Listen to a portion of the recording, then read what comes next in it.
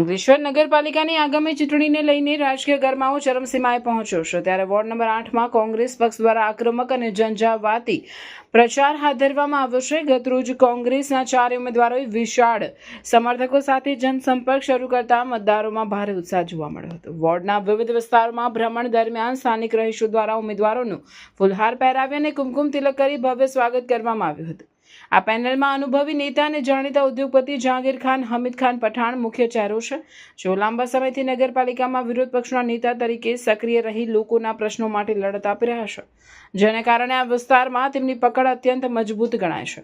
તેમની સાથે સામાજિક ક્ષેત્રે મોટું નામ ધરાવતા અને સેવાભાવી સંસ્થાના ફાઉન્ડર બખ્તિયાર ખાન જફર ઉલ્લાહ ખાન પટેલ મેદાનમાં છે, જેઓ છેલ્લા 2 ઇલેક્શનથી રેકોર્ડ બ્રેક મતોથી જીતતા આવ્યા છે અને જનતામાં લોકપ્રિય છે। પેનલના અન્ય 2 મહિલા ઉમેદવારો સબાનાબેન ઇકબાલભાઈ મલિક અને સીતાબેન અર્જુનભાઈ વસાવા પણ છેલ્લા ઘણા સમયથી વોર્ડ નંબર 8ના છેવાડાના માનવી સુધી સેવાકીય પ્રવૃત્તિઓ પહોંચાડી રહ્યા હોવાથી મહિલા મતદારોમાં તેમનું વિશેષ પ્રભુત્વ જોવા મળી રહ્યું છે।